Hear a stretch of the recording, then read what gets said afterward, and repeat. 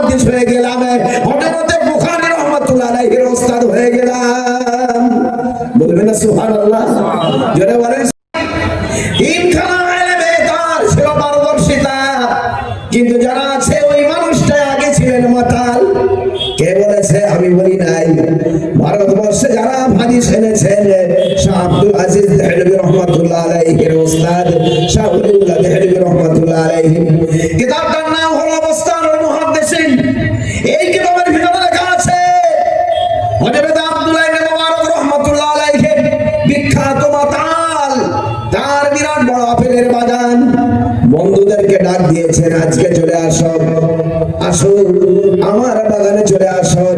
আপেলগুলো পেকে লাল লাল হয়ে ঝুলছে, আর পূর্ণিমার চাঁদনি তকিনে হায়া চলেছে। নর্তকীদেরকে ডাকা হয়েছে, মেয়েরা আসবে, নাচ দেখাবে, গাইবে। নাচনেওয়ালিকে ডাক দেওয়া হয়েছে, গায়িকাদের ডাক দেওয়া হয়েছে, তারা নাচবে, গাইবে, আমরা মাল পান করবো। আপেলের বাগানে পূর্ণিমার চাঁদনিতে কত মজা হবে। বন্ধুরা এসে গিয়েছে, নর্তকী গায়িকা এসে গিয়েছে, নাচ হচ্ছে, গান হচ্ছে, মদ্যপান হচ্ছে, সকলে একটু রুখে রুখে পান করছে, কারণ বাগান আমার নয়, আমাকে আমার বাড়ি ফিরতে হবে। আর আব্দুল্লাহ ইবনে মুবারক রাহমাতুল্লাহ আলাইহি বলছেন, বাগান তো আমার, আমি কেন রুখবো? একেবারে বিনা ব্রেকে ফুল গিয়ার দিয়ে চালিয়ে দিলাম। পেটটা লোডিং হলো, একেবারে ফুল লোডিং হয়ে গেল, ওভার লোডিং যখন হয়ে গেল, বেহুশ হয়ে পড়ে গেলাম। নর্তকী গুলো তখন পালিয়ে গেল, আর বন্ধুরাও চলে গেল।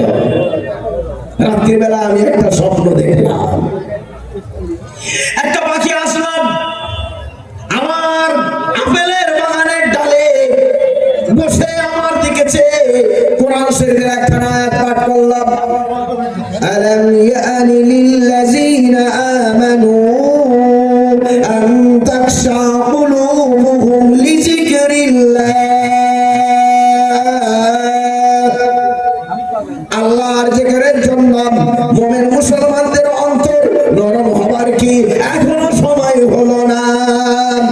ও মুমিন মুসলমান, বহু বছর তুমি পার করে ফেলেছো আল্লাহ তাআলাকে স্মরণ করার জন্য, এখন কি তোমার অন্তরটা নরম হবে না?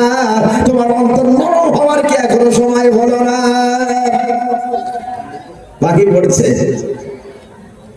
স্বপ্নের কথা মনে নেই, রোদ উঠে গিয়েছে, রোদের থাপড় লাগছে গালে, এমন সময় ঘুম ভাঙলো, বেলা হয়ে গিয়েছে। বন্ধুরা কেউ নেই, পালিয়েছে। নর্তকী সে তার বাড়িতে, বন্ধু সব পালিয়েছে, স্বপ্নের কথাও মনে নেই। এখন কি করা যায়?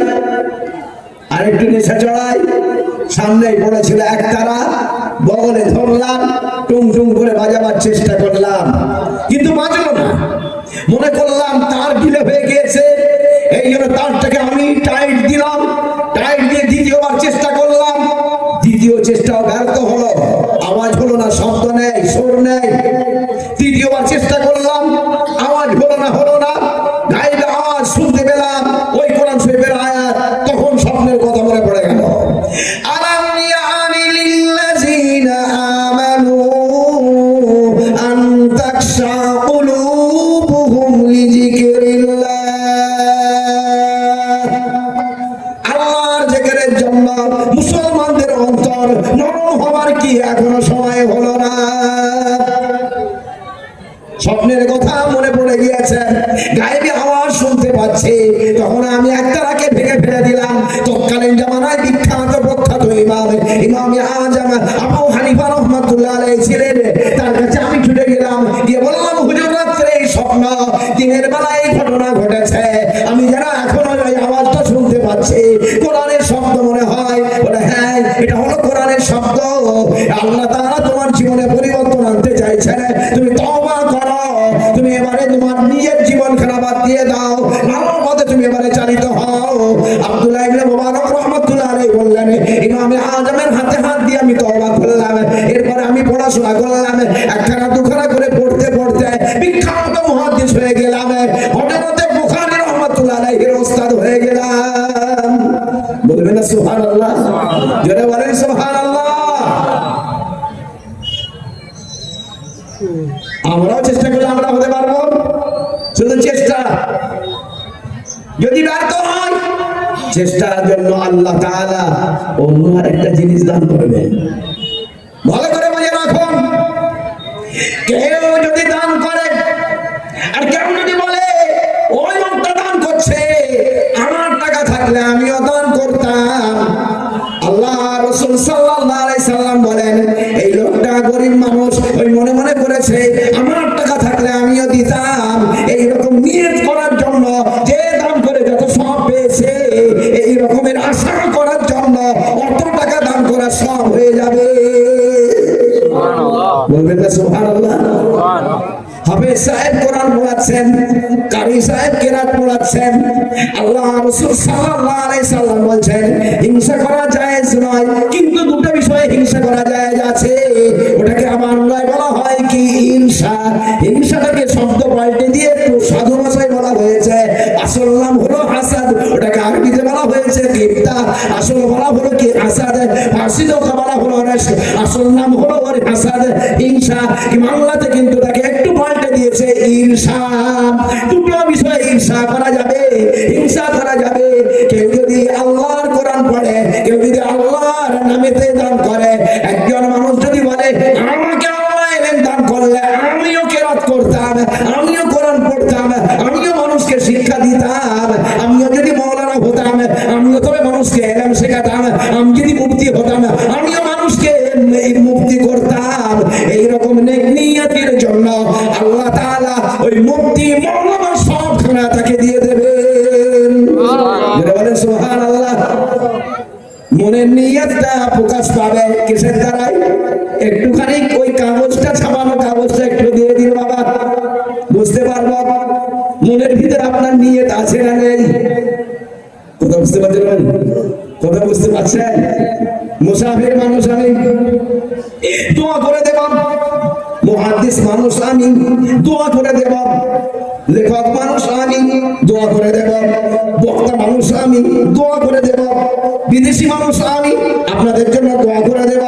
আপনারা শুধু নেক নিয়ত করেছেন, আমি মাওলানা হতে পারিনি, কিন্তু আমার যদি আল্লাহ তাআলা এলেম দান করতো, আমি মাওলানার মতো কাজ করতাম। আমার কাছে বেশি টাকা নেই, অল্প টাকা আছে, আল্লাহ তাআলা বেশি টাকা দিলে আমিও টাকা দান করতাম।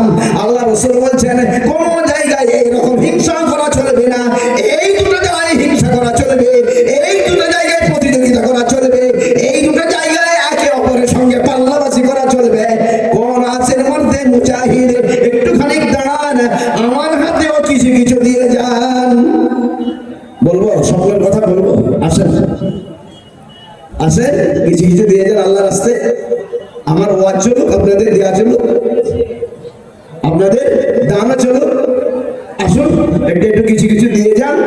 অল্প হলেও দেন, বেশি দিতে হবে না, অল্প হলেও আমার হাতে কিছু দেন।